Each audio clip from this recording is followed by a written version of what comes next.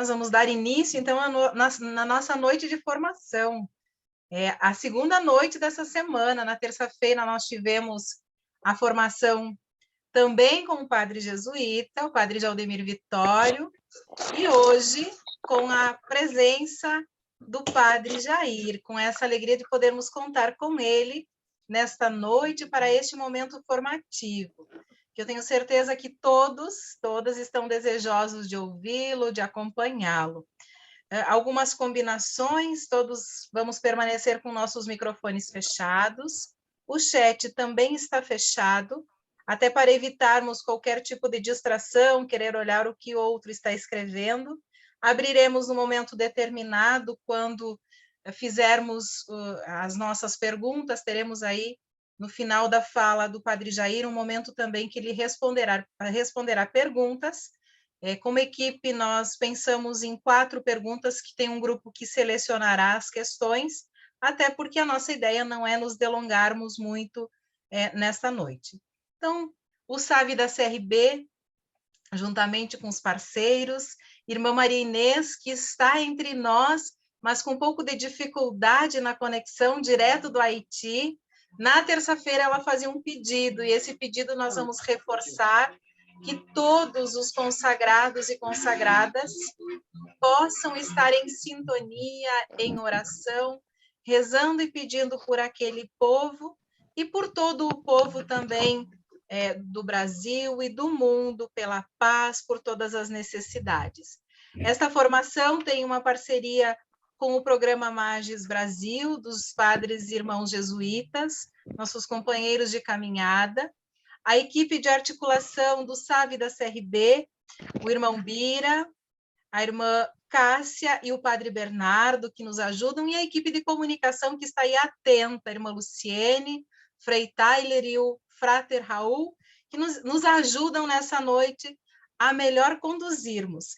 E eu convido, que também faz parte da coordenação nacional, a irmã Maiane, que fará nessa noite a condução dos nossos trabalhos, será a nossa mediadora.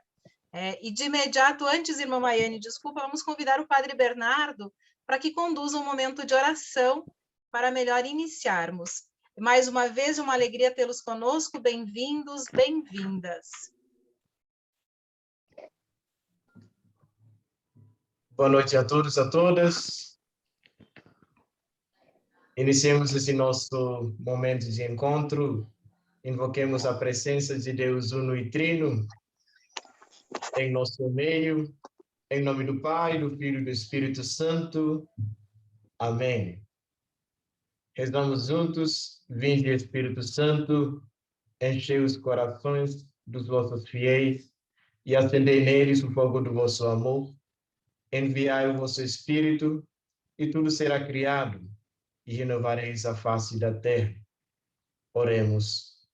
Ó Deus, que instituíste os corações dos vossos fiéis, com a luz do Espírito Santo, fazei que apreciemos certamente todas as coisas, segundo o mesmo Espírito, e gozemos da sua consolação. Por Cristo nosso Senhor. Amém. Gostaria de convidar vocês também a cantar juntos a música Desamarrem as Sandálias.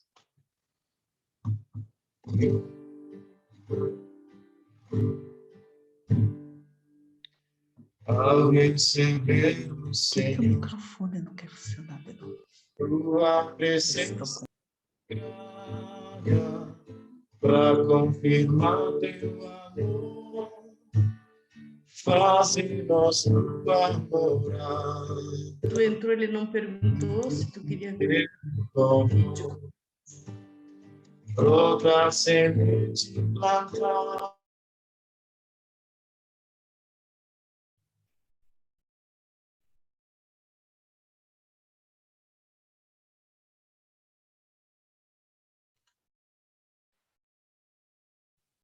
Padre Bernardo, desculpa, o seu microfone está mudo, perdão.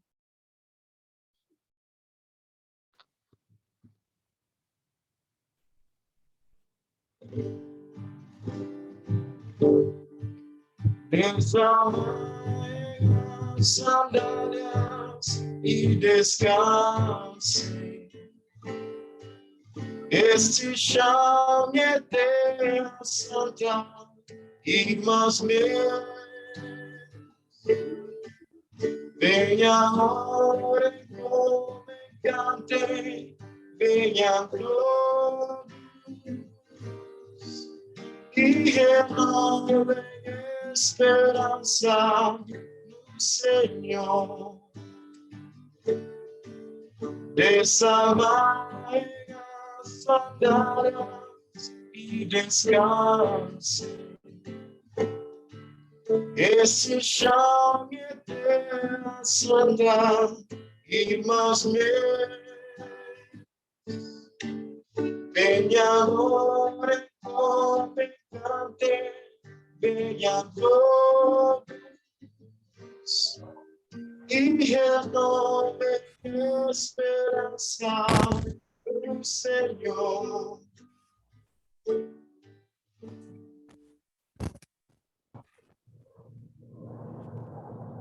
Gostaria de ler agora um poema, uma oração do Padre Pedro Arupo. Somos convidados a refletir essa oração, esse poema,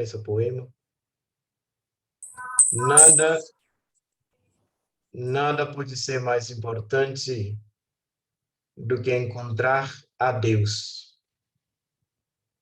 Quer dizer, apaixonar-se por Ele de uma maneira definitiva e absoluta. Aquilo pelo qual você se apaixona se apodera de sua imaginação e acaba por ir deixando seu rastro em tudo.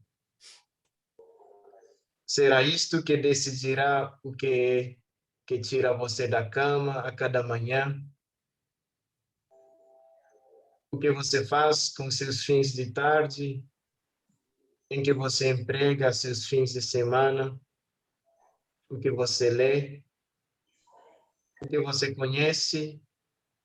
O que rasga seu coração? O que o toma repentinamente de alegria e gratidão? Apaixona-se, permanece no amor, tudo será diferente. Que o Deus de amor, Deus amor, possa nos guiar nesse momento de encontro, que possamos amar cada vez mais. E deixamos que a luz do Espírito Santo, a palavra de Deus nos guia e nos inspira todos os dias da nossa vida. Glória ao Pai, ao Filho e ao Espírito Santo, como era no princípio, agora e sempre. Amém. Obrigada, Padre Bernardo. Que bom podermos iniciar esse nosso momento com a oração. E lembrando a todos, a todas, mantermos os nossos microfones fechados. E vou convidar agora, sim, irmã Maiane, bem-vinda, que vai nos conduzir nessa noite, nessa formação. Boa noite a todos, paz e bem. É com o coração muito agradecido ao nosso Senhor que eu convido cada uma a realmente desamarrar as sandálias nesse momento. Todas as nossas formações propostas pela CRB, pelo nosso SAB, é com esse objetivo de nos tornarmos aptos cada vez mais para chegar no chão sagrado que é o outro. Então, que essa noite nos possibilite também essa experiência de nos desarmar, tirar as nossas sandálias e acolher a diversidade e a beleza que a juventude nos traz. Então, para brilhantar ainda mais essa noite, para nos ajudar nesse caminho de despojamento, de tirar as sandálias, nós vamos convidar, que já está entre nós, mas nós vamos apresentar um pouco, o Padre Jair Carneiro. Olha, irmão Bira, hoje eu acertei, tá? É padre. Então, nós vamos convidar ele para estar aqui entre nós. Seja muito bem-vindo, nos acolhemos com muito carinho. toda a família da CRB, toda a família do SAV. E antes dele começar a falar, nós vamos falar um pouquinho sobre ele. Ele mandou o seu currículo para a gente, só para a gente conhecer um pouquinho mais esta figura. O padre Jair Carneiro é natural da Bahia, entrou na Companhia de Jesus em 1997, morou em várias cidades do Brasil no período da sua formação, como João Pessoa, Belo Horizonte, para os estudos também, Capim Grosso, Incônia e Roma. Na companhia, esteve envolvido na maior parte do tempo com a formação dos jesuítas. Tem propriedade para falar com a gente hoje, então, né? Foi mestre de noviços, de metade de 2011 até 2020. Desde a metade de 2021, ele tem a missão de ser delegado do provincial para a formação. Ele descreve assim, uma espécie de assistente. A gente já sabe como é que são essas assistências, né? E tem a formação em espiritualidade e formação. E, por incrível que pareça, colocou a sua idade aqui também. Tem 51 anos de muita experiência, de muita boa vontade, de muita doação pelo reino de Deus. Me mandaram. Seja muito bem-vindo, Padre Jair, a todos, e vamos experimentar junto com o Senhor toda a riqueza que tem para essa noite. Desde já, muito obrigada pela disponibilidade e por estar entre nós. A live é toda sua. Obrigado. Só para dizer que essa parte do muita experiência não foi eu que pus, não, né? Eu pus até os 51 anos para também dizer um pouquinho a idade, né? Foi meu acréscimo. Tá bom. Tá bem. Tá bem. Bom, primeiramente, obrigado pela acolhida. Obrigado pelo convite. O irmão Bira, um pouco antes da gente iniciar, entrou aqui, estava culpando a irmã Maristela por algumas coisas, e eu agora culpo o irmão Bira por esse convite, porque ele que se aproximou e me convidou para estar aqui. Mas para dizer que é uma alegria poder estar partilhando esse momento, tentando oferecer alguma contribuição, né, para nós, porque eu acho que quando a gente fala, também a gente aprende, né, o fato de organizar, de pensar alguma coisa, também a gente vai aprendendo juntos, né? Então, primeiramente isso, obrigado, realmente, muito obrigado pelo convite, espero poder contribuir com alguma coisa. É uma temática um tanto quanto, não é fácil de falar, né? Mas a gente vai tentar oferecer alguns elementos.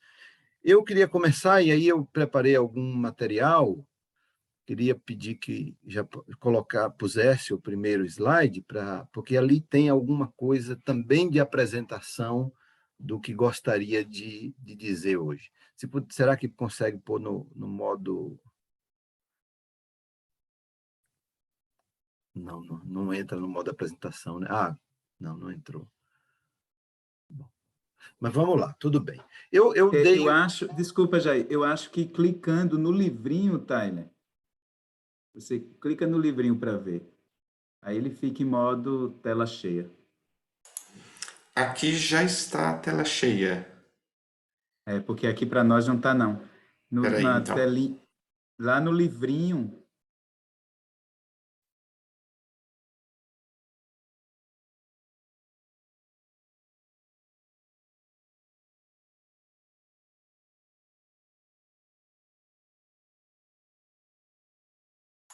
Agora sim? Mas não tem problema, não. Não, ainda não. Bom. Ainda não. Clica no primeiro slide, Tyler, que eu acho que ele está... Não é o primeiro, esse. Não, esse é o primeiro, sim. É o primeiro? Na realidade, eu acho que seria na copinha para ele apresentar exatamente, como apresentação. É no seria outro... o último. Ele está no livro, ele tem que ser na copa, naquele lateral. Se não der, não tem problema. A gente pega assim mesmo como está e vai trabalhando. Nesse daí, isso. Ele não abre, né? Tem nada não, tá? Não se preocupe não, é assim mesmo. Bom, eu comecei, primeiro slide desse título aqui, né, de preâmbulos. A gente vai fazer um caminho, a ideia é fazer um caminho, então, antes de caminhar, né, antes de tomar esse caminho, só alguns pontos. Primeiro, começando por algumas algumas coisinhas que queria pontuar antes da gente entrar. Primeiro é isso, né? O fato de não ser professor, e realmente não sou, e eu digo isso porque quando alguém é professor, tem uma maneira de sistematizar as coisas que facilitam na compreensão. Então, pode ser que a minha organização não seja tão sistemática, né? Mas isso não é nenhuma desculpa, não, mas é só para trazer presente isso. Depois, uma segunda coisa, eu dizia antes um pouquinho, esse tema é um tanto quanto espinhoso, difícil de falar, né? Mas é importante falar. Enquanto o Tyler põe, eu vou completando aí.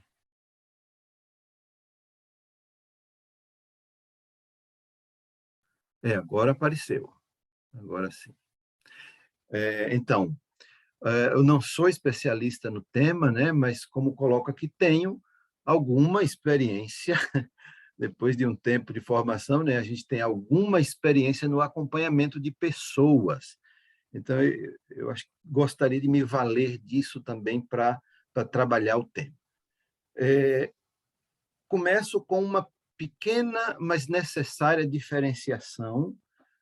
Uma coisa é a temática, e eu usei essa sigla aqui porque, bom, primeiro é uma sigla que tem sido muito usada nos meios de comunicação, etc., mas eu ousei usar aqui também, usei pôr aqui também, por quê? Porque um pouco na preparação do tema, eu vi que, por exemplo, quando a igreja estava caminhando para o sínodo da juventude, essa nomenclatura foi usada no documento de preparação, né?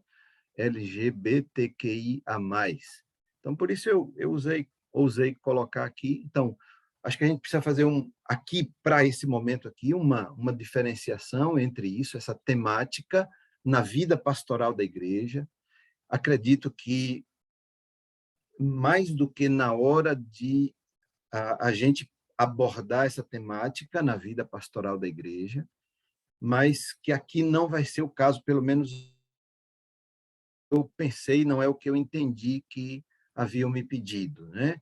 Então, uma coisa é essa temática necessária de ser abordada, de ser aprofundada, de ter gente que fale dela com domínio, né, com profundidade, para ajudar a igreja a ajudar a tanta gente que sofre a partir dessa realidade, né? Então, acho que isso é uma coisa, e outra é o acompanhamento diante da diversidade sexual, mas o acompanhamento agora mais do discernimento vocacional, que foi, então, como eu coloco no ponto seguinte, o que vai ser um pouco o foco que eu vou tomar aqui, isso do discernimento vocacional, né? Então, uma coisa é essa temática, urgente de ser tratada, urgente de ser estudada, de ser aprofundada, necessária, e outra coisa é o discernimento vocacional. Quem é que me ajuda um pouco nessa noite? São algumas pessoas que, de alguma maneira, têm tratado o tema, e aqui esses 3 primeiros, principalmente, pelo menos são alguns que eu conheço, tem outros, mas eu pego desses 3 aqui. Um é o padre Luiz Correia, que trabalha na PUC do Rio e que tem escritos sobre o tema, um que saiu recentemente, por exemplo, Teologia e os LGBT, né? Então, ele hoje é uma voz autorizada na Igreja do Brasil, que tem tratado desse tema. Um outro é também padre Domínguez Morano, né? Carlos Domínguez Morano, um jesuíta espanhol, mas na linha da psicologia. Então, alguma coisa dele também eu estou trazendo. Depois tem esse dominicano, ex-geral dos dominicanos, o Timothy Radcliffe, né, que tem trabalhado aí mais em vários países essa temática, tem dado retiro, tem feito várias falas nisso aí, né? Outros 2 que ponho aqui são o Imoda, mais na perspectiva do discernimento propriamente, e o Benjamin vai me ajudar com um poema. Então, isso é um pouquinho esse preâmbulo. Qual vai ser propriamente o caminho que nós vamos tomar aqui? eu ponho dois pontos. Primeiro, um horizonte, né? Ou, se a gente quiser, quais são os princípios que precisaríamos ter, a base de onde partir, né? Para tratar esse tema, para abordar esse tema.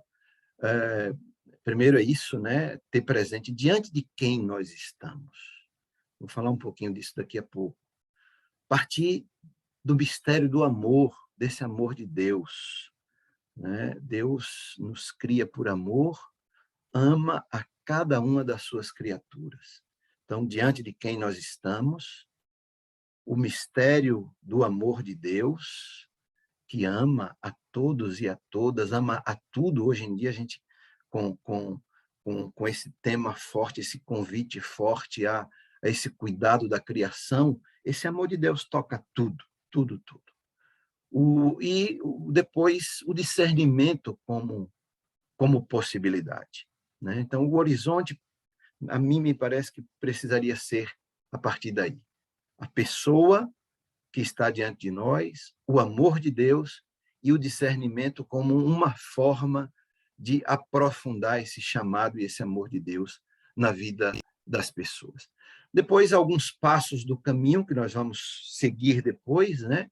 A palavra que vai nos iluminar. Já tivemos um momento de oração, mas eu queria tomar justamente dessa palavra do Êxodo, do encontro de Moisés com o Senhor, da sarça, e também a partir do Pai Misericordioso, duas palavrinhas sobre essa palavra que pode nos iluminar, uma palavrinha sobre o mistério da vocação. É sobre isso que nós estamos falando, esse é o centro, né, da nossa abordagem, uma ideia sobre o acompanhamento, né, o acompanhamento, esse instrumental tão importante nessa ajuda que nós queremos dar, alguns riscos no tratar o tema do acompanhamento de vocações de pessoas com orientação homoafetiva. Tem riscos para a pessoa, risco para a própria vida religiosa, não sei, mas a gente já vai tratar um pouquinho sobre isso e terminar com alguns critérios para o discernimento, tá? Então, isso aqui é o que eu estou chamando de preâmbulos. É o que, antes da gente pegar o caminho, queria que a gente tivesse presente isso, né? Um pouquinho desde onde estou falando. Tem o microfone ligado aí, né? A gente ter cuidado com os microfones. Então, desde onde nós estamos falando e qual vai ser o caminho que nós vamos pegar.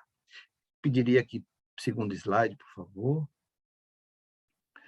Queria começar com esse poema, né? Nós já escutamos o Padre Bernardo, foi bom revê-lo aqui depois de bastante tempo, né, Padre Bernardo? Ele, como oração, ele tomou um poema do Padre Pedro Arrupe, tão bonito e acho que tão apropriado para hoje, mas, diante da temática do discernimento, eu queria começar com esse poema do Padre Benjamin Buelta. O poema chama Os Símbolos Nos Chamam. Os símbolos mais nobres, reino, pobre, justiça, liberdade, às vezes nos chamam, mas feridas profundas põem a caminho espelhos enganosos que nos devolvem a nós mesmos.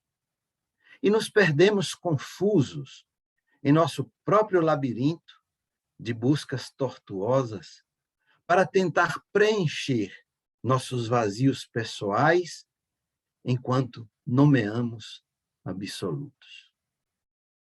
Os símbolos mais nobres, reino, pobre, justiça, liberdade, às vezes incendeiam nossa fantasia entorpecida e rotineira e põem a caminho o corpo e o espírito e nos unificam como o fogo ardendo no risco onde se dissolvem as correntes.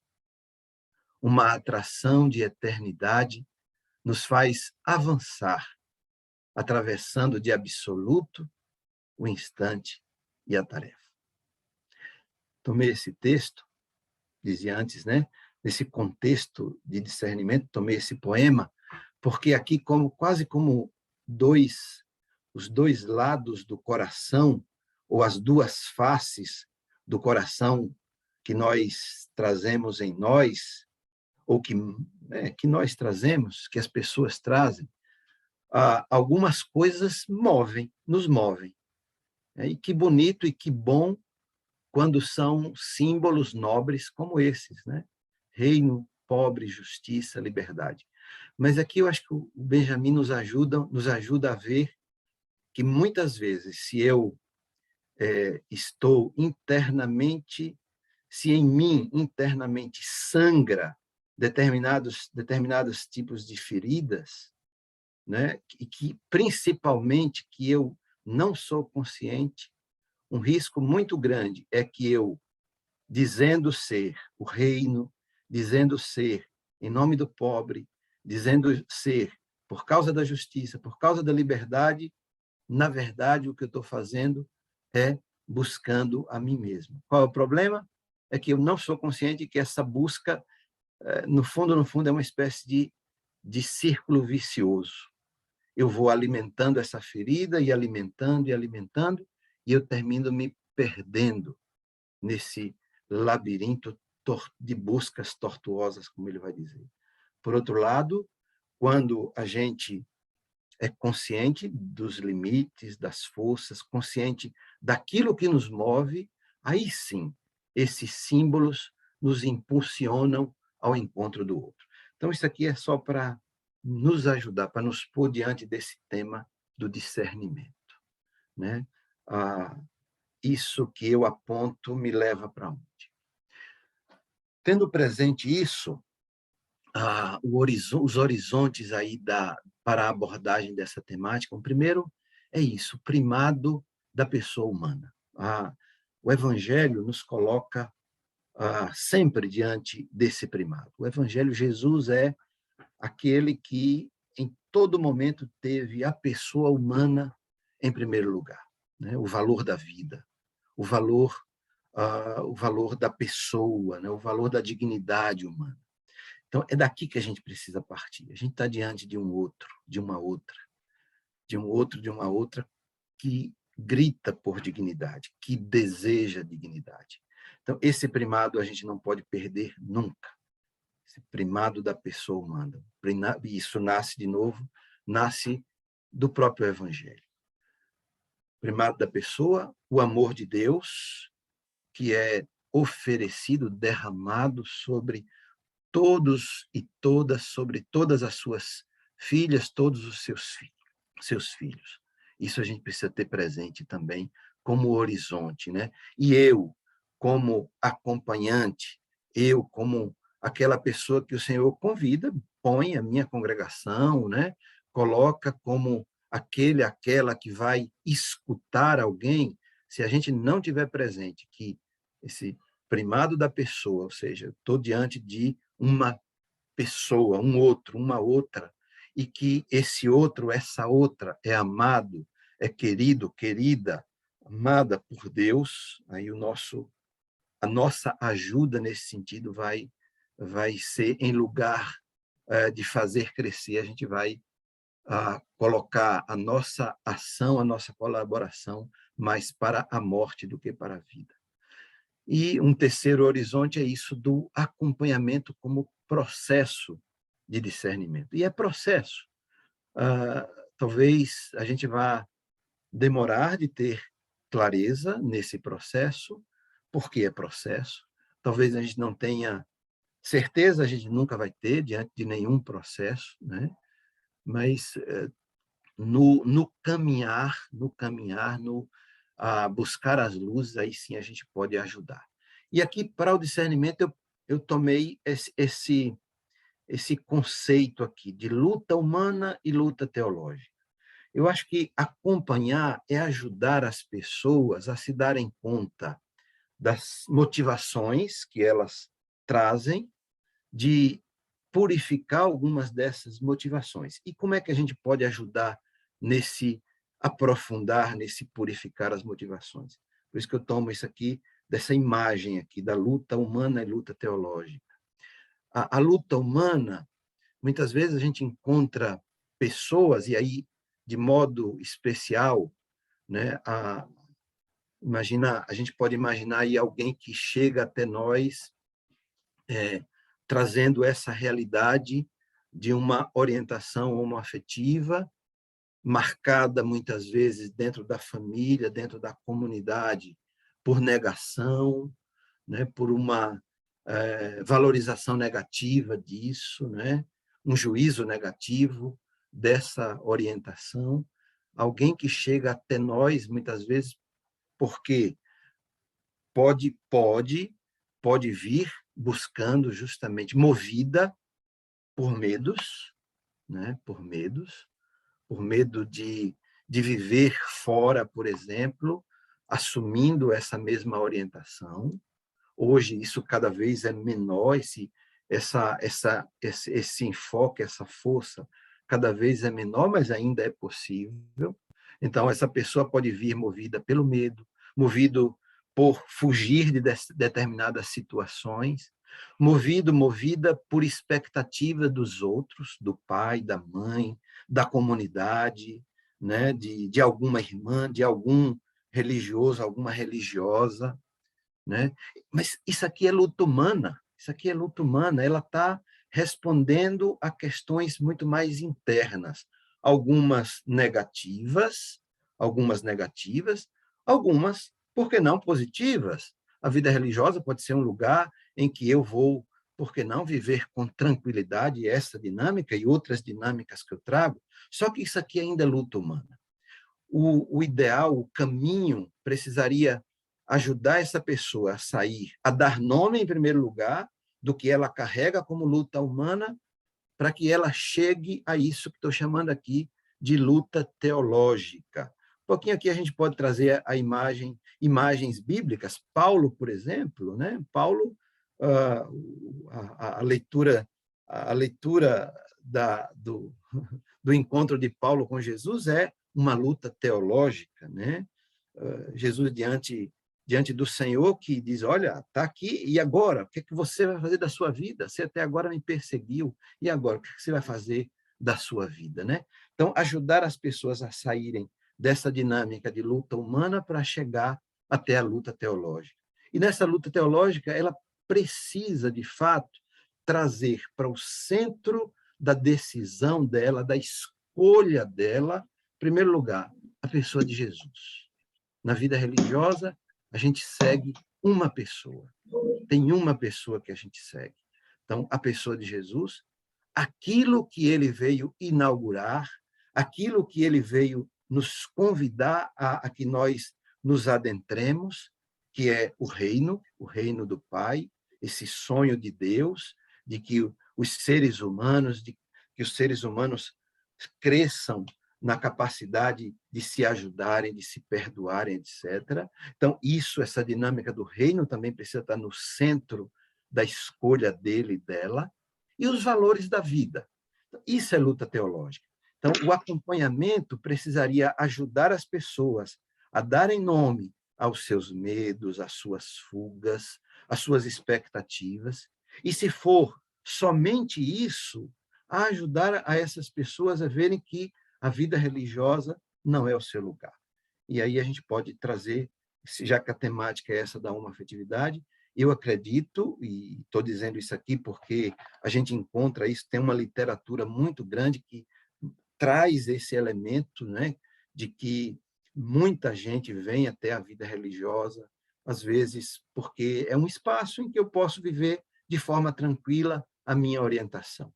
Se for somente isso, a gente precisa ajudar essa pessoa a crescer também na sua escolha de viver a sua orientação homoafetiva na vida fora, mas não na vida religiosa necessariamente.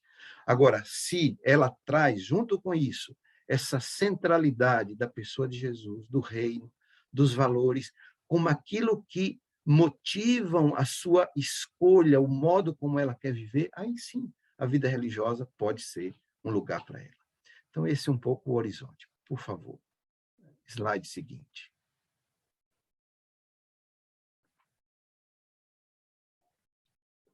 Bom, a palavra de Deus que gostaria que, me parece que pode nos iluminar nessa dinâmica do discernimento, do acompanhamento de pessoas na diversidade sexual. Primeiro é esse texto que foi escolhido e que foi posto no cartaz, né? O encontro como lugar de revelação, o outro como chão sagrado, que é esse texto justamente, né? Moisés que, curioso, se aproxima da sarça, e na sarça, nesse fenômeno da sarça que arde, mas que não se queima, não acaba, ali Deus se manifesta e faz esse convite a Moisés, né? Tira as tuas sandálias, que o chão onde tu estás pisando é chão sagrado. A vida do outro, a vida da pessoa que está diante de mim, do jovem, da jovem que está diante de mim e que me pede para escutá-lo, escutá-la, essa vida é chão sagrado. É chão sagrado. Eu preciso ter muito respeito para adentrar. Preciso cuidar muito nesse adentrar a vida desse outro, dessa outra. Então, o primeiro texto é isso, né? Essa consciência que a gente precisa ter no processo de acompanhamento. Essa pessoa que está diante de mim, né, é chão sagrado, é terra sagrada, é espaço sagrado. E ela está me convidando a entrar no coração dela e escutar um pouco, porque mesmo ela não tem acesso a tudo, né? A nossa vida é mistério, e é mistério, inclusive, para nós mesmos. E mesmo nós não temos acesso a tudo, né, o que somos. Temos acesso a um pouco, e aquela que nos escuta tem acesso a um pouco menos ainda, né? Então, esse é um primeiro texto. O outro texto foi agora na Quaresma, estava no dia que foi proposto esse evangelho na liturgia, e estava rezando, e me veio, na hora que estava rezando, lembrei desse encontro de hoje, e especialmente essa passagem final desse evangelho, me reportou esse encontro hoje nosso aqui. Bom, essa parábola do Pai Misericordioso, tão linda, tão conhecida por todos nós, né? A gente se lembra que o texto começa com essa provocação de Jesus, né? Ou, se a gente quiser, né, a provocação dos fariseus para com Jesus. Ele que andava e comia com pecadores, com publicanos, pecadoras, né? Com homens e mulheres pecadores. Jesus nunca teve medo de estar perto de pecador, de pecadora. Ao contrário, se aproximava, buscava, se deixava tocar por essas pessoas. E isso provoca uma reação muito forte dos fariseus, muito preocupados, né, com a pureza, né, muito preocupados, não sei com o que mais que a gente poderia dizer, muito fechados em si mesmo. E aí Jesus, então, conta as 3 parábolas que a gente conhece muito bem, né? Da ovelha, da moeda e depois do filho. Mas na parábola propriamente do Pai Misericordioso, o diálogo do pai com o filho mais velho foi isso que me chamou a atenção, né? E é interessante porque no diálogo o pai vai devolvendo de alguma maneira o filho a si mesmo, né? Pai o ajuda a ver, olha, esse teu irmão, tu tens um irmão, né? Esse teu irmão. Eu acho que o acompanhamento é algo que precisa ir nessa linha, devolver a pessoa a si mesma, ajudar a pessoa a encontrar a si mesma, com aquilo que ela tem de bonito e com aquilo que ela tem de fragilidade, de limite, né? Mas quando eu sou devolvido a mim mesmo, quando o acompanhamento me ajuda nesse sentido de que eu possa me encontrar comigo mesmo, aí eu sou capaz de renovar, de dar respostas novas e ousadas. Então, o acompanhamento de pessoas com orientação homoafetiva também me parece que deveria ir nessa linha, ajudar um pouco a pessoa a dar-se conta do seu próprio processo, né? Podemos seguir.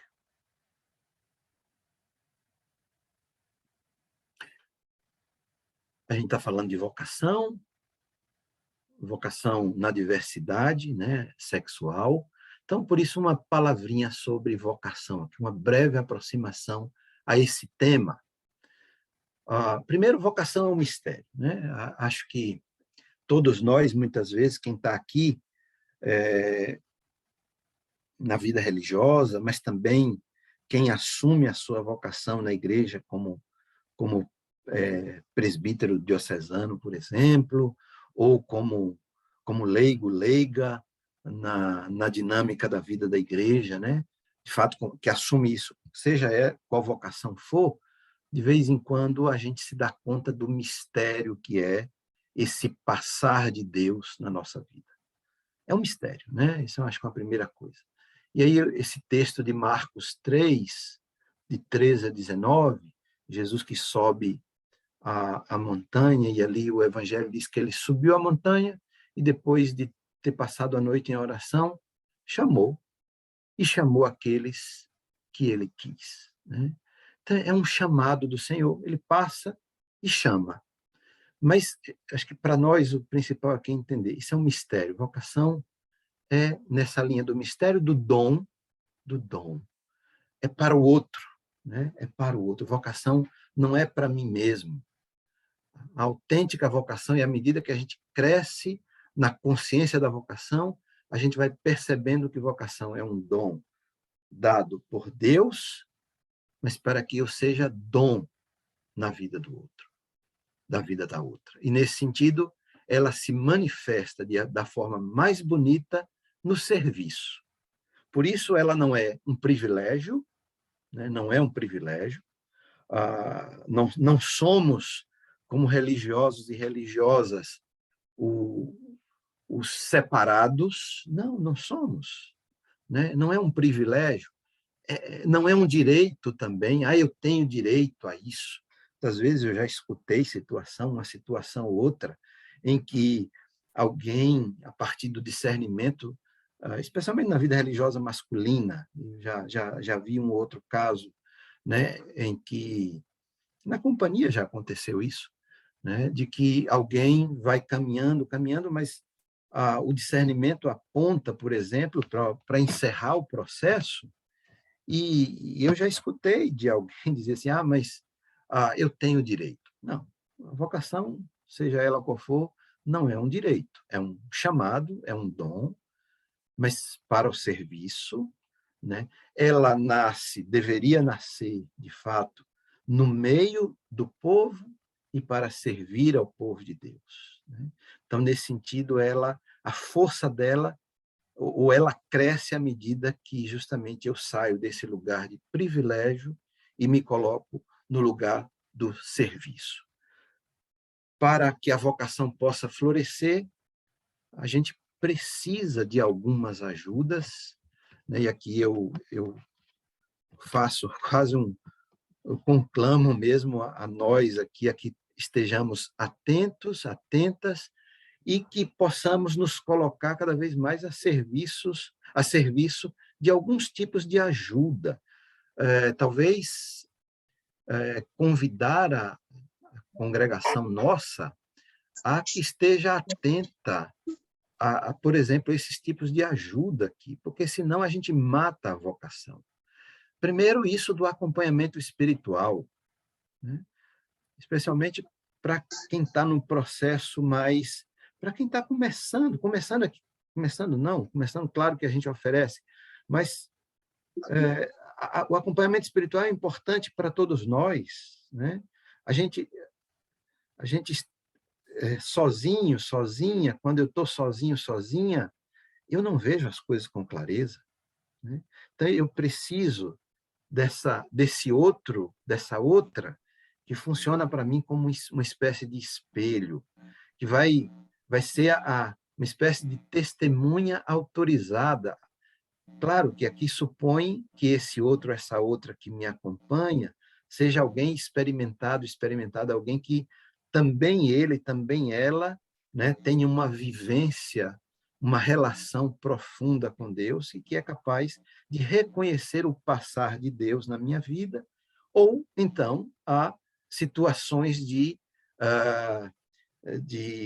não sei, de fugas, né, na minha entrega. Então, acho que uma ajuda importantíssima, fundamental, é isso do acompanhamento espiritual. E aí, a vocação, alguém que está conosco, ou alguém que está nos buscando e que tem orientação homoafetiva, precisa ser ajudada a não ter medo de falar dessa sua realidade, né?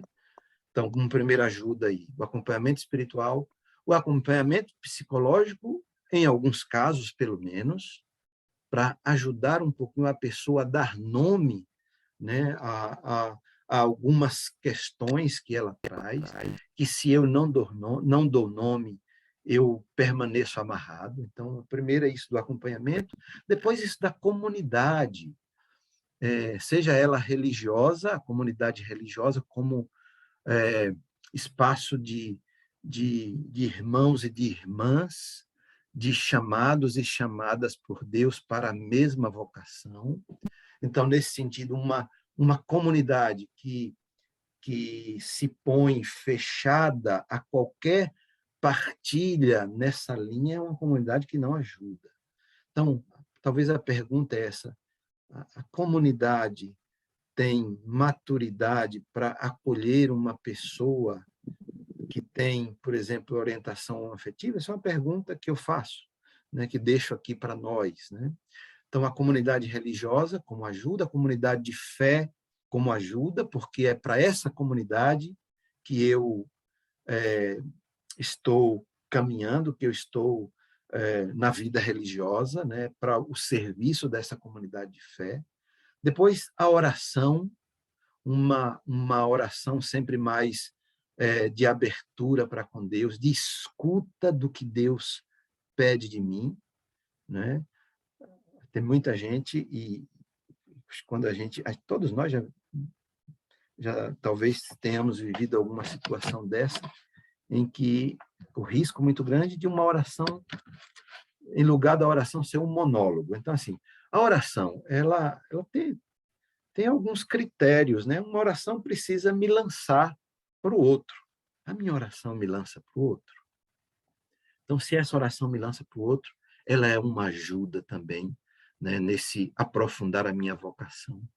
Depois, os pobres são os preferidos do Senhor, né? Eles nos ajudam profundamente a escolher o essencial da vida, a aprender a escolher o essencial da vida. Boas amizades. Boas amizades, não que... Quando eu comecei a estudar filosofia, me lembro que um professor contou uma espécie de conto, muito breve, conto aqui rápido, e trago ele aqui muito, muito rápido, porque tem muitas amizades que são como isso, né? Ele dizia assim que... ele contou que uma lenda antiga fala de um barão de... O nome agora eu não lembro exatamente, barão de Munchausen, alguma coisa assim. Que ele estava de cavalo, indo por uma certa estrada, aí a gente pode imaginar uma Europa medieval, né? Esse homem montado de cavalo, no meio da estrada tinha uma poça, como se fosse água, mas na verdade era areia movediça.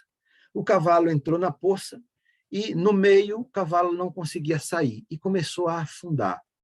E o homem não saiu do cavalo e ficou lá. E o cavalo foi afundando, afundando, e a areia foi subindo. Quando chegou no pescoço, disse que ele tinha um cabelo muito grande e começou a puxar o próprio cabelo. Ele conseguiu sair do buraco? Não conseguiu, né? Claro que não, se afundou e morreu.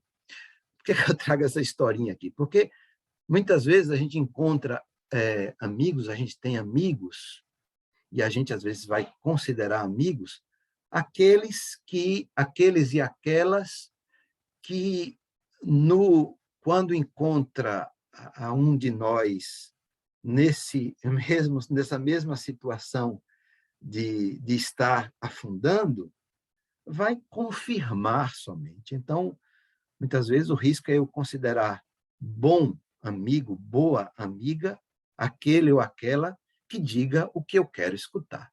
E um bom amigo, uma boa amiga, é aquela que é capaz, às vezes, de me dizer, olha, esse caminho que você está pegando não é um caminho bom. Nesse caminho você se quebra, né? Então, acho que boas amizades podem ser, sim, boas ajudas nesse processo nosso de aprofundar a nossa vocação. Próximo slide. Vou tentar ser mais rápido. Bom, aqui a gente começa a entrar mais assim, né? A afetividade e a sexualidade. Em primeiro lugar, eu acho que no processo de acompanhamento vocacional, seja de quem for, de pessoa com orientação homoafetiva, de pessoa com orientação heteroafetiva, importantíssimo é que essa pessoa que está diante de mim, ela tome consciência disso que ela traz dentro de si, né? Que é a sua afetividade, a sua sexualidade. Conhecer a força que isso significa, a importância que tem o meu mundo afetivo, o meu mundo sexual, a força que isso significa. É a minha afetividade, é a minha sexualidade que me impulsiona na direção do outro, na direção da outra. Então, diria, uma primeira coisa é isso. Eu conheço a força da minha afetividade, o modo como eu gosto das pessoas, o modo como eu gosto das coisas, o modo como eu escolho as amizades, o modo como eu escolho as missões, enfim. Conheço isso, me dou conta disso. Conheço a minha sexualidade, né? As pessoas que me atraem, conheço. Eu acho que isso é importante, né? Porque isso me ajuda a me cuidar mais. Então, nesse sentido, o acompanhamento poderia ser um caminho de ajuda a que as pessoas, né, que me buscam, né, pudessem justamente se darem conta disso, do que o move, do que a move nesse processo. Então, essa força, essa necessidade de conhecer e de conhecer as possibilidades, né? Olha, eu sou capaz, sei lá, de estar nesse ambiente de um modo tranquilo, eu sou capaz de estar naquele outro ambiente de um modo tranquilo, mas eu preciso me cuidar diante de determinadas pessoas ou quando se está tratando determinados temas. Então, assim, conhecer as possibilidades e conhecer os limites é fundamental, né? É fundamental, né? Me parece. Conhecer os limites também no sentido, por exemplo, hoje uma temática que eu não sei se aqui já foi abordado, mas que eu sinto que valeria a pena trazer bom, de novo, tem a ver um pouco com a afetividade, mas tem a ver um pouco com o tempo que nós estamos, né? A questão do uso das novas mídias, né? E a afetividade e a sexualidade dentro desse contexto das novas mídias é essencial. Esses dias estava vendo aqui um vídeo de uma pessoa sobre a questão dos abusos, né? Ou mais do que os abusos, como evitar determinados abusos, e aqui necessariamente não tem a ver com abuso, não sei, pedofilia ou coisa do gênero. Estava falando, na verdade, a pessoa estava falando do risco de você ultrapassar determinadas barreiras na relação com as outras pessoas, né? O cuidado que você precisa ter disso, né? Então, o que a pessoa estava falando é, quando você se conhece bem, você sabe quando você está estressado, você sabe quando você está cansado. Então, ao estar cansado, quais são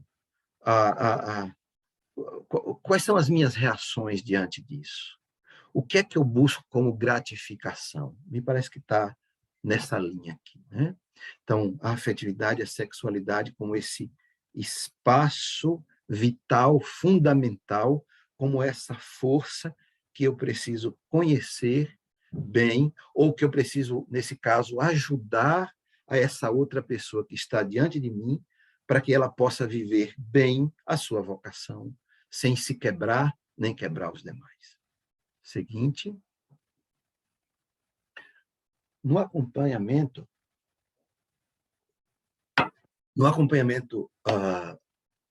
de pessoas dentro dessa dinâmica da diversidade sexual, eu acredito que um caminho, estou chamando aqui de caminho arriscado, que muitas vezes é muito usado porque é mais fácil, né? É esse caminho dessa dicotomia aí do pode, não pode.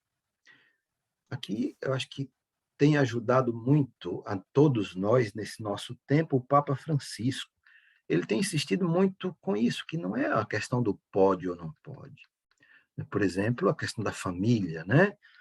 da comunhão a pessoas em segunda união. Ele disse, não é uma questão de pode ou não pode. Essa dicotomia não ajuda. O caminho parece passar pelo discernimento. Então, também nessa linha, alguém que chega até nós e que se reconhece com orientação homoafetiva, pode, não pode, não é a resposta, né? E aqui eu tomo o Domingos Morano, e eu vou falar um pouquinho mais à frente disso que ele traz, né? Ele propõe um caminho do discernimento das condições que essa pessoa que está diante de nós, as condições que ela tem, né? E aí ele vai dizer, independe da orientação, né? Ele vai trazer esse conceito aqui da conflitividade. Para ele, mais importante do que o pode ou não pode, mais importante do que a orientação é que eu conheça, seja capaz de detectar o nível de conflitividade que essa pessoa traz. Se ela internamente vive a sua orientação sexual com uma conflitividade interior muito grande, ela não tem condição de viver a vida religiosa.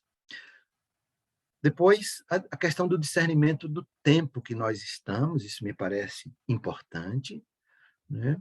A realidade cultural hoje é uma realidade mais aberta, sem dúvida, mas tem, me parece, aí um risco de uma certa imposição cultural. Eu acho que não é o caminho que a gente que a gente deve tomar também não, né?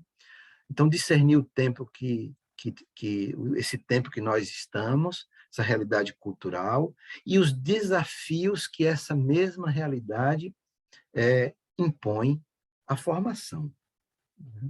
Isso me parece importante, por isso estar atento ao que hoje se manifesta, né, na vida, em especial aí dos e das mais jovens, né? Os jovens, as jovens chegam até nós vindas desse caldeirão cultural da pós-modernidade, e isso tem consequências também no processo de formar, né? Tem consequências aí no processo de estar na vida religiosa. Isso me parece também algo importante para nós. Seguinte, algumas questões aí, né, que trago. A homoafetividade, no caso, né, um assunto que, e aí pensando um pouquinho nas nossas comunidades, mas não só nas nossas comunidades da vida religiosa, às vezes também nas comunidades eclesiais, isso é muito forte. Então, é um assunto que ou não se fala, mas um tabu, e a gente sabe o quanto isso é tabu dentro das nossas comunidades, né? Então, ou não se fala, ou se fala em pequenos círculos. E aqui, o aspas aí, né?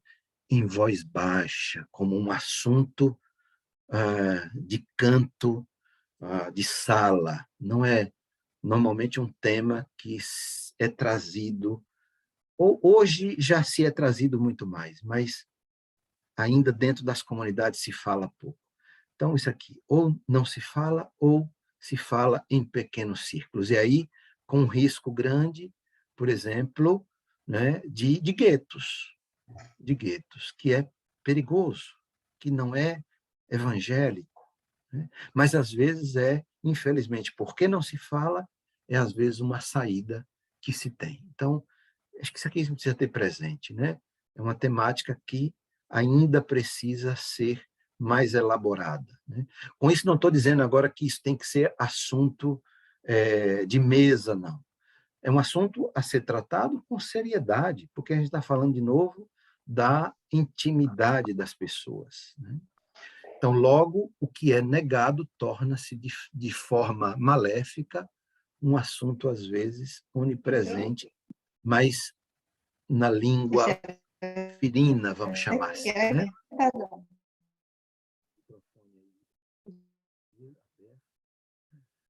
Então, a existência de sujeitos com orientação homoafetiva. Tem alguém aí com o microfone aberto?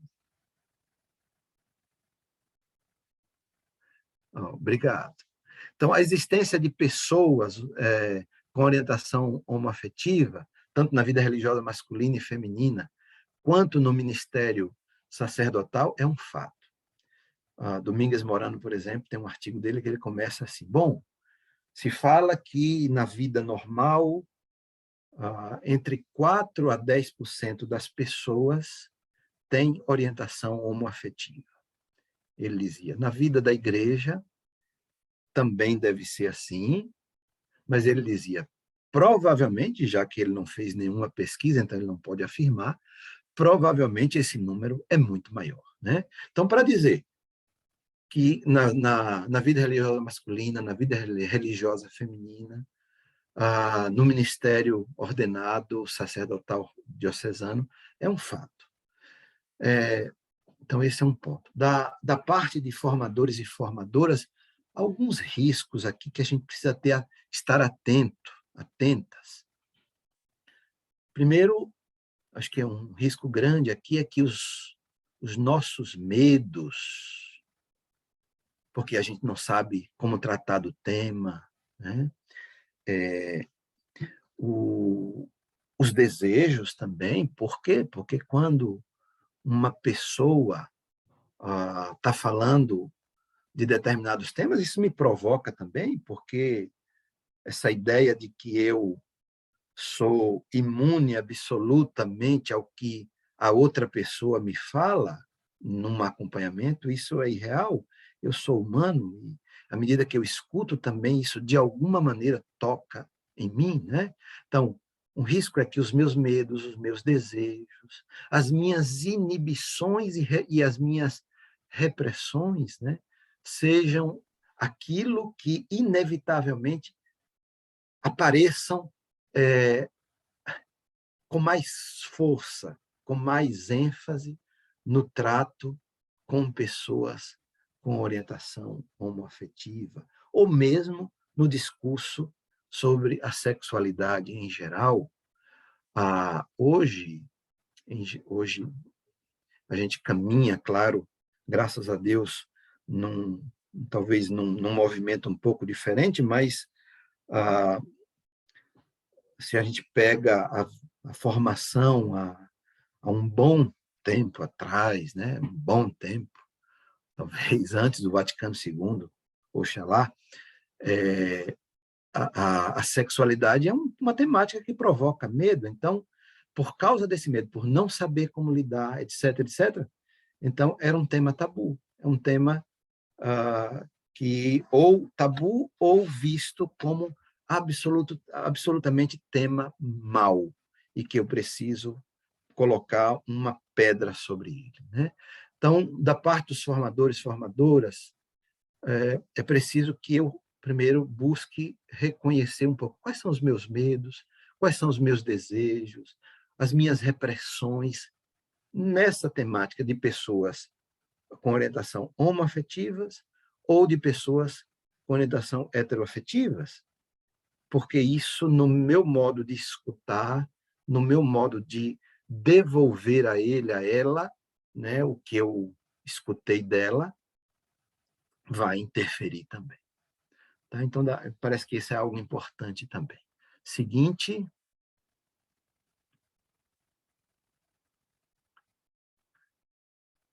A questão principal, e eu ponho em letras maiúsculas, né, caixa alta, a questão principal, isso aqui é do Domingos Morano, parece que deveria passar por aqui, né, que é essa pessoa que está diante de mim, que se reconhece com orientação homoafetiva, mas aqui o Domingues diz que isso precisa também ser trazido para as pessoas com orientação heteroafetivas.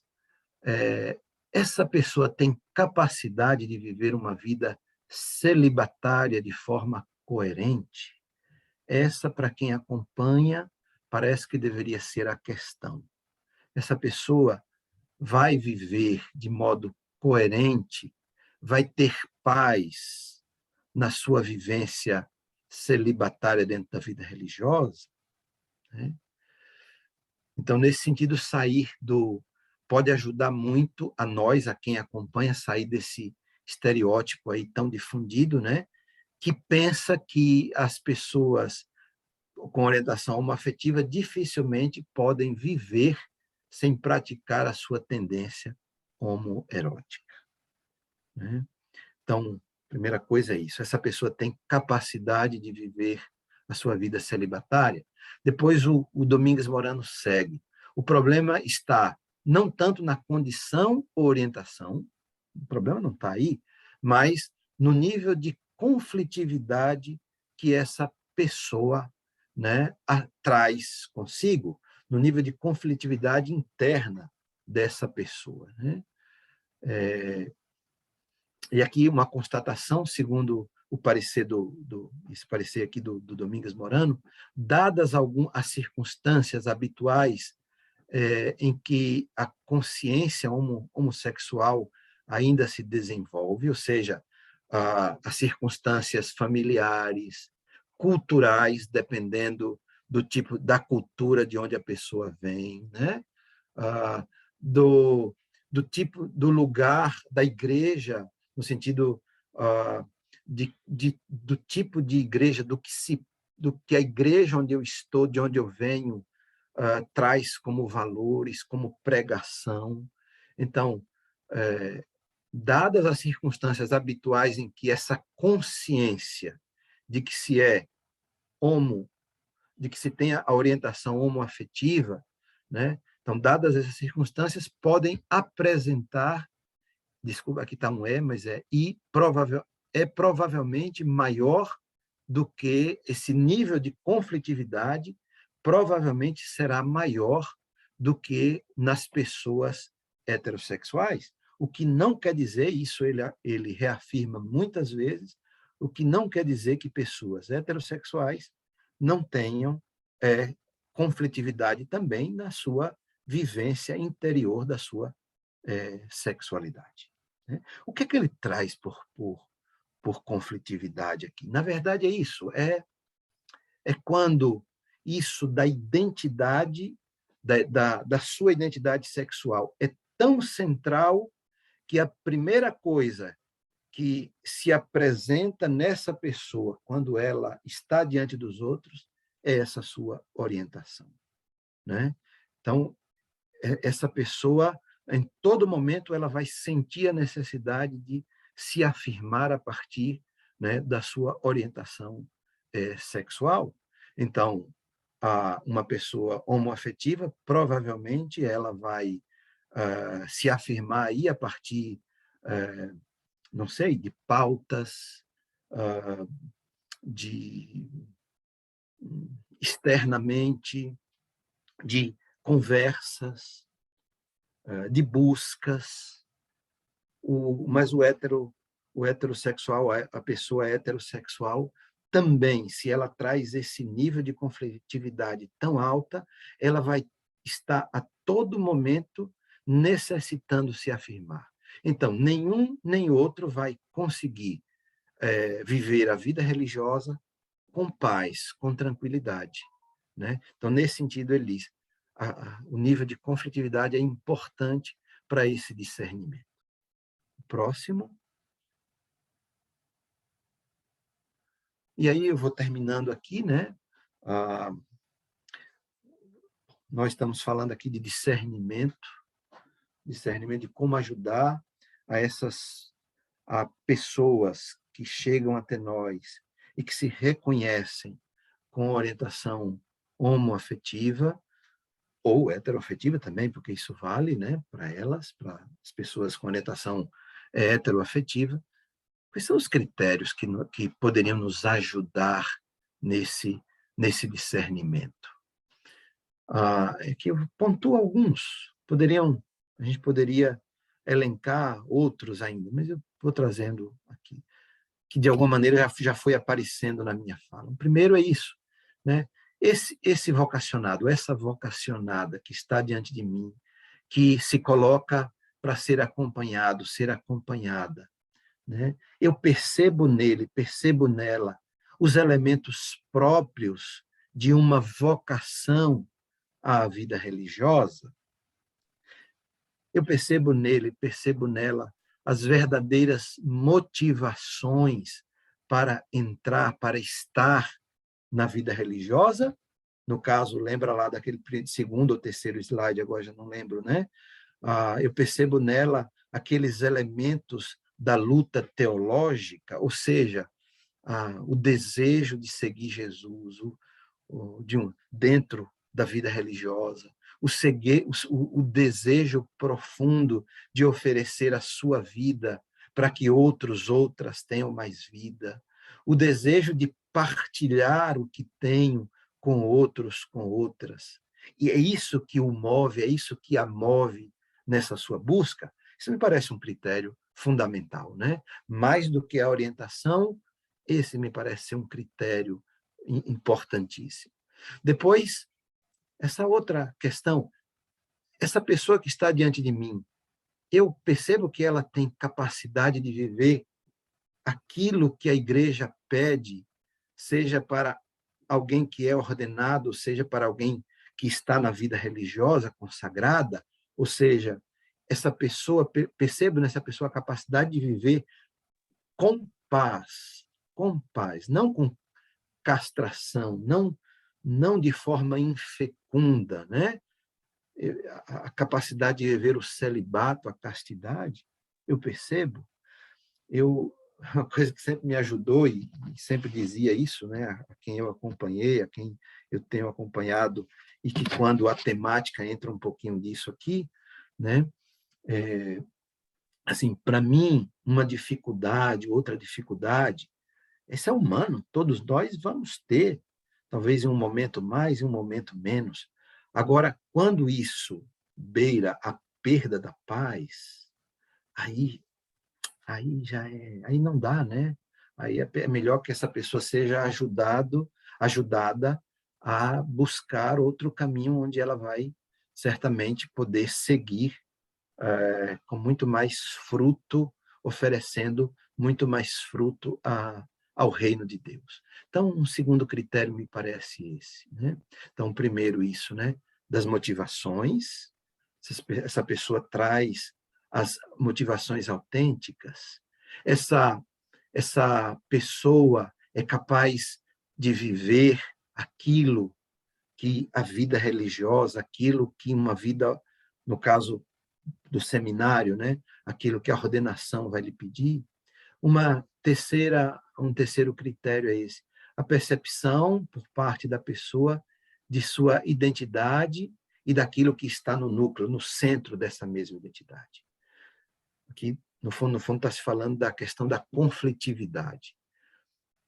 No centro identitário dessa pessoa, o que é que está? Uma coisa é que a sexualidade seja a afetividade e a sexualidade seja uma das maiores riquezas que cada um de nós tenha para oferecer aos demais. Isso sim, isso é fundamental.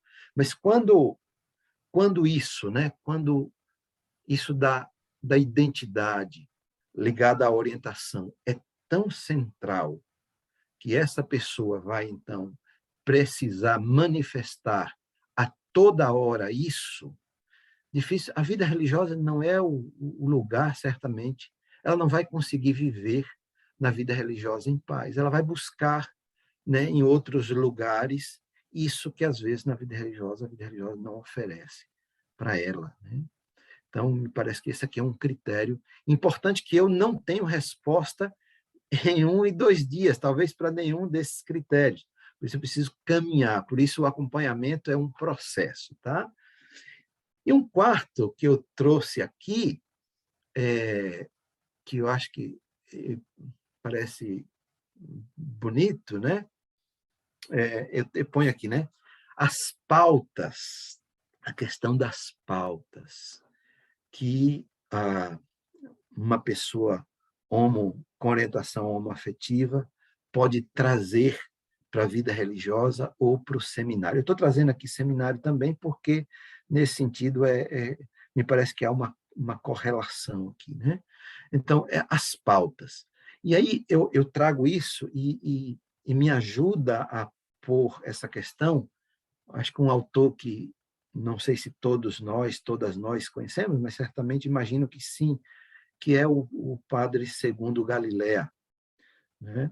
E aqui só para divertir um pouquinho, uma certa vez estava dando o retiro de 30 dias para os noviços, e, bom, lá pelas tantas eu citei o Segundo Galilea, né?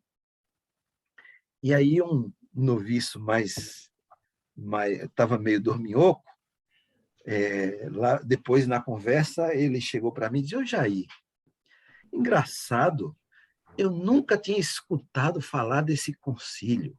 Aí eu falei: "Qual concílio?" "Esse que você falou, o Segundo Galilea." Eu digo: "Não, Segundo Galilea é um autor, rapaz."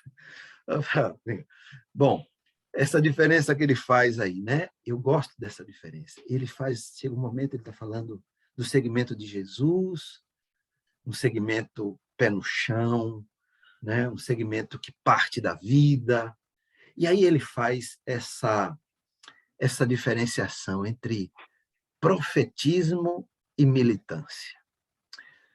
Ele diz: a vida religiosa, mas não só a vida religiosa, o segmento de Jesus, o mais próprio do segmento de Jesus é o profetismo. Ele diz: o problema é que muita gente confunde profetismo com militância. A militância, eu não preciso da pessoa de Jesus para viver a militância. Eu posso estar no sindicato, eu posso estar em grupo, qualquer grupo, para viver a militância. Um partido, né? Um partido político, um sindicato, um clube, né? E aí eu vivo a militância, sou militante. Agora, o profetismo supõe e pede a escuta atenta do que Deus fala a nós. Supõe essa intimidade com o Senhor.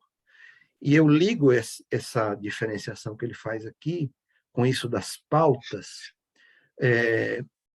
Por quê? Porque muitas vezes a questão, e aí acho que isso pode ser um critério, e isso no acompanhamento, eu acho que aqui a gente pode falar, no acompanhamento que fui tendo nesse tempo, um ou outro que nessa linha, primeiro que se identificava, que foi capaz de trazer essa temática da identificação como homoafetivo, mas à medida que começava a pontuar determinadas coisas, a gente, opa, olha, e eu dizia com toda força e sem medo disso aqui,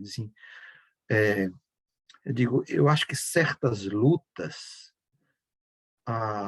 eu acho que é importante, o Evangelho hoje fala da acolhida, o Evangelho pede isso, né, desse cuidado. Agora, eu acho que quando você levanta a bandeira, né, me parece que aí você cai na militância. E eu acho que a vida religiosa vai ser o pior lugar. Por quê? Porque a vida religiosa você está preso, entendeu? Você está preso. Eu dizia sempre isso. Assim, eu acho que uma coisa é reconhecer esse convite de Deus, outra coisa é cair nessa militância. Bom, era um pouquinho isso que eu queria trazer para nós aqui.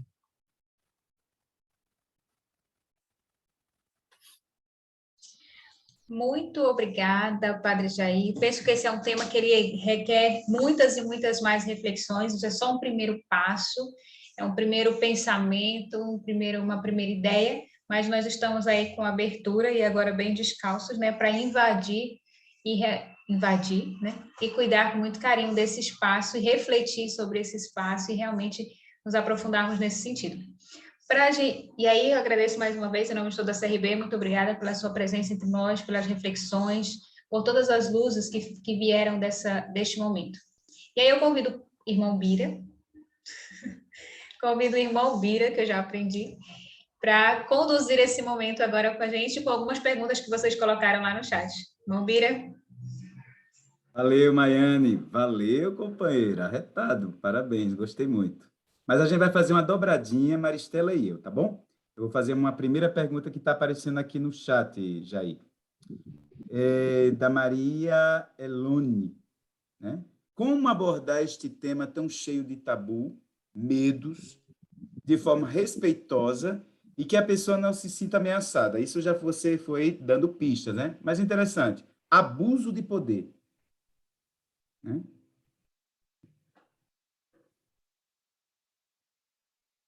Pode repetir, Bira? Como abordar este tema tão cheio de tabu, medos, de forma respeitosa e que a pessoa não se sinta ameaçada? Aí, abuso de poder, por exemplo. Ótimo, tá bem. Obrigado. Obrigado pela pergunta. Esse é difícil abordar realmente, é um tema bastante difícil. Bom, eu diria assim, primeiro, não é um tema para estar como é que eu posso dizer, no mural da casa, né? Não é isso, não. Eu acho que não é essa a questão. Eu acho que um primeiro espaço que a pessoa precisa identificar que ela pode abordar, e aqui estou pensando agora, no primeiro momento, a própria pessoa que se identifica a partir da sua orientação homoafetiva. Eu acho que um primeiro espaço que primeiro ela precisa identificar se quem está acompanhando ela, seja como acompanhante espiritual propriamente, seja como alguém que tenha, nesse sentido, que exerça a autoridade na comunidade, ela vai falar disso se ela percebe que ela pode confiar nessa outra pessoa, né? Que ela vai ser acolhida, em primeiro lugar, como gente, como pessoa, né? Que ela não vai ser vista, em primeiro lugar, com esse selo aqui na testa dela, né? Então, acho que essa é uma primeira coisa. Sente, tá. Depois, digo, esse tema precisa ser falado no sentido de, olha, a igreja, Papa Francisco tem falado desse tema, né? Tem trazido esse debate para a igreja, quando ele, lá desde o primeiro momento, quando ele disse, né, quem sou eu para julgar essas pessoas se estão fazendo bem, e depois ele, em uma série de falas, ele tem trazido isso aqui, né? Essa temática. Então, isso é um ponto. O risco do abuso de poder existe, e aí especialmente na relação entre a pessoa que coordena a comunidade, os nomes nós temos N aqui, né? Superior, superiora, coordenador, coordenadora, enfim. Né? Claro que tem esse risco quando impõe a sua visão de mundo, quando fala isso para todo mundo, né? Eu acho que a pessoa tem o direito de dizer se ela quer, por exemplo, que as outras saibam ou não. Ela tem. Por exemplo, na nossa última etapa de formação, que a gente chama de terceira aprovação, um determinado companheiro, na apresentação, um determinado companheiro se apresentou e no final ele trouxe a temática. Ele disse assim, eu me reconheço, sou fulano, já fiz isso na companhia, tal e tal, e gostaria de trazer isso aqui porque isso vai entrar nas minhas partilhas mais profundas e me reconheço como um homem com orientação homoafetiva. E, olha, foi muito bonito, porque o processo, a partir de então, foi muito respeitoso, né? Então, assim, eu acho que a primeira coisa é escuta, depois ir criando esse ambiente de respeito dentro da comunidade, diria. Passa por aí. Muito bem, Padre Jair. Nós temos também a presença, a Silvia escreveu bastante, eu vou ler porque eu acho de extrema importância o que a Silvia coloca. A Silvia é sexóloga e mãe de uma jovem lésbica, atua diretamente na assessoria do Grupo Católico de Acompanhamento Pastoral com pessoas LGBT, grupo que está inserido na Arquidiocese de Curitiba. É muito comum acolhermos pessoas LGBT que tentaram a vida consagrada, mas que desistiram ou foram convidadas a se retirarem. Os conflitos são muito grandes para esta população, já que a heteronormatividade domina a nossa sociedade. E ela conclui com uma pergunta.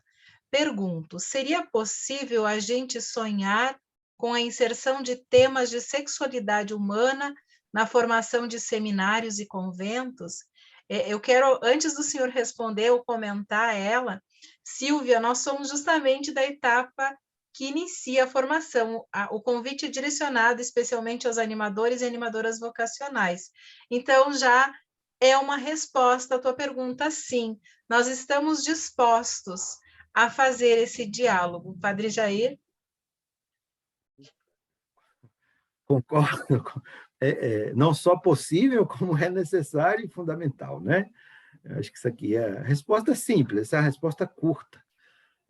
Uma resposta mais longa já na vida religiosa, eu acredito que já tem, sim, esse processo, é parte já da vida religiosa, pelo menos, ele é muito mais presente. Talvez da vida diocesana, aí depende muito de lugar a lugar. Ou mesmo na vida religiosa, depende de congregação a congregação, um pouco mais aberta ou um pouco menos aberta à discussão e à formação dessas temáticas. Agora, Silvia, claro, muita gente, e eu trazia um pouquinho disso aqui, eu acho que o discernimento para sair da vida religiosa, ou se a gente quiser de uma forma positiva, né? O discernimento para que essa pessoa, homem ou mulher, assuma um outro lugar na igreja, um outro lugar na vida, ele necessariamente, às vezes, não passa pelo fechamento. Às vezes, sim, infelizmente, sim. Mas se a gente traz isso, né, que não toda pessoa que se apresenta à vida religiosa tem ou traz as motivações autênticas, ou pelo menos que, à medida que vai caminhando, descobre que as motivações que a trouxeram à vida religiosa não eram naquela linha mais de luta humana, eu acredito que é um caminho natural também de seguir outro caminho, né? Agora, você tem razão. Infelizmente, muita gente sai ferida porque, às vezes, o processo não é bem feito, né? Então, é uma pena quando o processo não é bem feito. Muito bem, Jair. Eu acho que tem duas aqui que na tua fala já foram, de certo modo, respondidas, mas eu vou retomar, se você quiser acrescentar. Como cada um de nós pode se preparar para acolher as pessoas que buscam esse acompanhamento sem preconceito e sem reservas? Pergunta a irmã Luciene. E ao perceber certa tendência no jovem, convém provocar este tema? Ou melhor, deixar ele falar? E provocar é o importante? A segunda, Bira, por favor, repete a segunda. Ao perceber certa tendência no jovem, convém provocar este tema ou melhor deixar que ele fale? Bom, a primeira, de alguma maneira, já falei, eu acho que é fundamental hoje para nós, para quem está na vida religiosa, para quem trabalha de alguma maneira, para quem se oferece nesse processo de acompanhar alguém, que busque ler, que busque, sei lá, entender conversar um pouquinho sobre essa temática, porque está aí, né? Está aí, a temática está aí, eu acho que é fundamental. Depois de ter presente um pouquinho, aqueles 3 horizontes lá que eu trazia no início, me parece importante, né? A dignidade da pessoa, diante de quem estou, isso do amor de Deus e isso do processo de discernimento. Na segunda, eu sinto que, bom, a gente não... a irmã Maiane falou assim, não, nós estamos aqui, vamos invadir. Usou essa palavra agora, invadir. Eu acho que eu não invadiria, não, irmão. Assim, eu teria muito cuidado com isso aqui, sabe? Essa temática é muito íntima. A gente precisa construir uma mínima base. Estou diante de alguém que eu percebo alguma coisa, tal. Eu posso, claro, dar alguma pista, manifestar que estou aqui para escutar, para acolher, mas eu acho que perguntar é invadir. O texto de Moisés, ele se aproxima assim de curioso, mas é Deus que o convida depois, né? Deus o convida. Então, eu faria isso depois de um processo. Precisa um processo inicial primeiro, né? De conhecimento e de que essa outra pessoa saiba que ela pode confiar, sim, em mim. Que bom, nós vamos, Padre Jair, nós temos certeza, temos muitas perguntas, mas como nós combinamos no início, nós faremos apenas 4, então nós vamos para a nossa última pergunta. Gostaria antes de dizer que o PowerPoint apresentado e a gravação, elas estarão disponíveis, na verdade, a princípio a gente não disponibilizaria a gravação justamente por essa sua fala, de ser um momento íntimo, de ser um momento, por isso que fizemos em sala fechada, por isso que fizemos nesse movimento, porque ele é para ser para não invadir, para não causar constrangimentos, não é? Porém, a gente vai deixar, porque eu acredito que foi a forma com que o senhor foi colocando, eu acredito, por isso que estamos aqui, que vai nos ajudar muito nesse processo. Então, nós vamos disponibilizar este material a partir de quarta-feira no site da CRB. Não enviaremos por e-mail, até porque a gravação a gente disponibiliza o link, então ficará disponível, visite lá no site da CRB, assim como temos outros materiais de formações anteriores, esse também vai estar. A nossa última pergunta, então, da Maria das Dores, ela coloca o seguinte: falando dos critérios e a colocação se a pessoa com essa orientação precisa ter condições de viver assumir de forma coerente a castidade, queria escutar qual a implicância também na vivência da obediência e da pobreza. Quem mandou essa pergunta? Maria das Dores, acho que é isso. Espera aí que eu mexi aqui e perdi também. Isso, Maria das Dores. Né? Maria das Dores, eu não tenho essa resposta assim. Claro, bom, aqui a gente entra um pouquinho nos votos, né? A teologia dos votos, a antropologia dos votos, talvez. A gente compreende os votos na unidade da pessoa, né? Não é separado, não são gavetas. Então, claro que se esse nível de conflitividade que eu carrego comigo, se ele me dificulta viver como é que eu posso dizer, o celibato, a castidade, provavelmente ele vai, em um momento ou outro, dificultar a minha vivência da obediência e a minha vivência da pobreza. Eu vou contar um caso rápido aqui. Um determinado, e não tem nome, né? Um determinado noviço uma vez, justamente a gente estava conversando sobre essa temática, tal, e ele foi realmente percebendo que para ele era muito forte. E aí ele brincou assim comigo, Jair, eu estou numa situação que, assim, está muito forte, agora, me dá R$300, eu vou ali no shopping e eu volto tranquilo. Entendeu? Bom, não sei se eu respondi, mas das dores. Eu queria responder com essa parábola. Tá?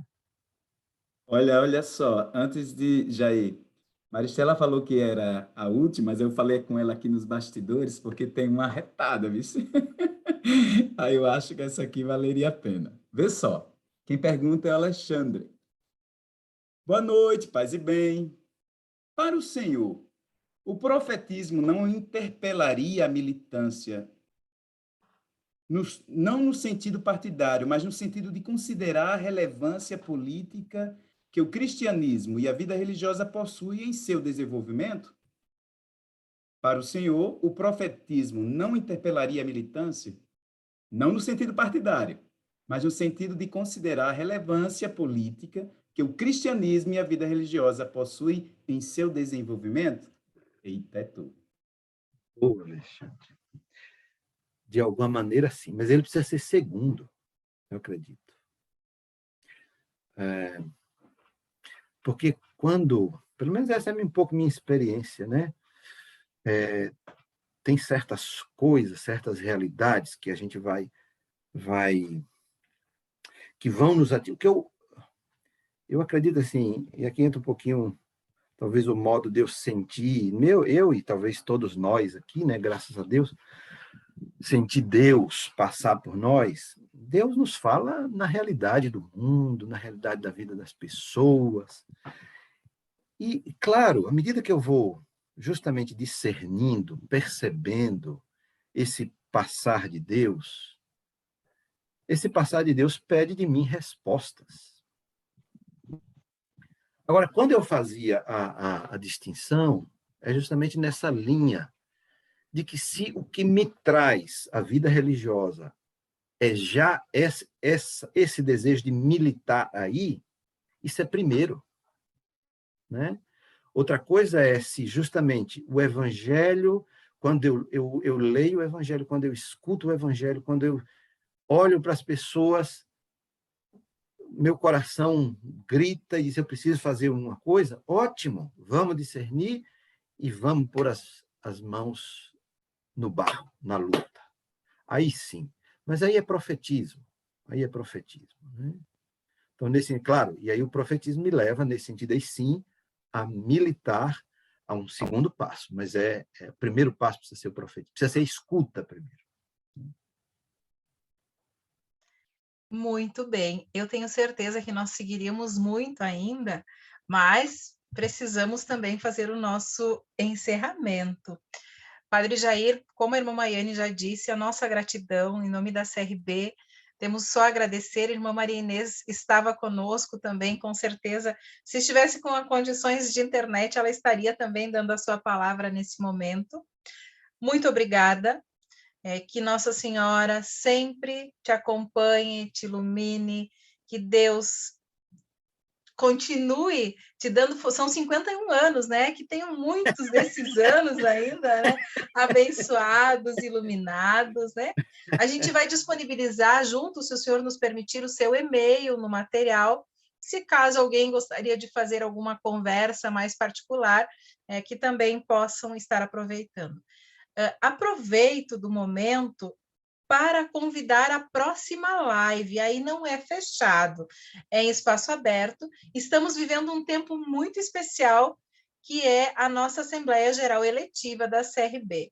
Então, todos convidados a conectar seus celulares, seus computadores, sua TV, no Facebook e no YouTube da CRB, no dia 18 de maio, com o tema Missionariedade, com irmão Edgar e irmã Suzana Roca, irmão Edgar Nicodem e irmã Suzana Roca, que estarão abordando essa temática da missionariedade, fazendo acontecer desde já a nossa AGE 2022. Então, fica aí o nosso convite para que estejam conosco. Padre Jair e demais participantes, então essa foi a nossa live desse primeiro semestre, a nossa última live formativa promovida pelo SAVE. Tivemos exercícios espirituais, planejamento, formação humana e hoje formação em dose dupla nessa semana com uma dupla de jesuítas. Então, nosso muito, muito obrigada. E para encerrar, Padre Bernardo vai cantar e pedir a bênção de Maria, a nossa mãe, a primeira cristã, já que vivemos o mês de maio, ela que nos abençoa, ela que nos ilumina sempre. Primeira cristã, Maria da Luz, sabias humana, amar teu Jesus. Primeira cristã, Maria do amor,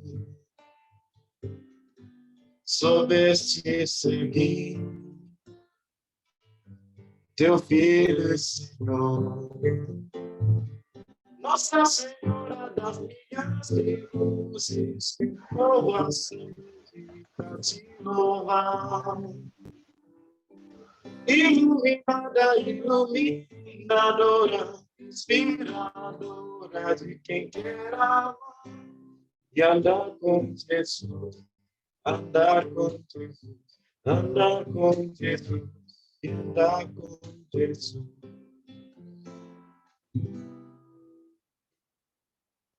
Ave Maria, graça, Senhor convosco, bendita sois vós entre as mulheres, bendito é o fruto do vosso ventre, Jesus. Santa Maria, Mãe de Deus, rogai por nós pecadores, agora e na hora de nossa morte. Amém. Amém. Amém. Muito obrigada, obrigada, Padre Bernardo, irmão Bira, irmã Maiane, Frater Raul, Frei Tyler, irmã Luciene, que estavam aí nos bastidores nos ajudando, com muita alegria. Os microfones estão abertos, quem quiser dar o seu boa noite também, ou melhor, liberados, quem quiser dar o seu boa noite também pode fazer. Boa noite, Padre Daí. Prazer vê-lo de novo. Bom te ver. Está jogando futebol aí? Não. 51 anos. 2 a menos, 2 a mais que o irmão Bira, aí já não dá mais. Não, peraí mesmo, pelo amor de Deus. Desculpa, irmão Bira, mas acho que disseram a sua idade em público. Não. Ai, meu Deus. Gente, obrigado, viu? Gostei demais. Obrigado, Padre. Grande Tchau, abraço. pessoal, boa noite. Todas Tchau. e todos. Obrigadão, Jair, foi ótimo. Valeu, tchau. Tchau, tchau.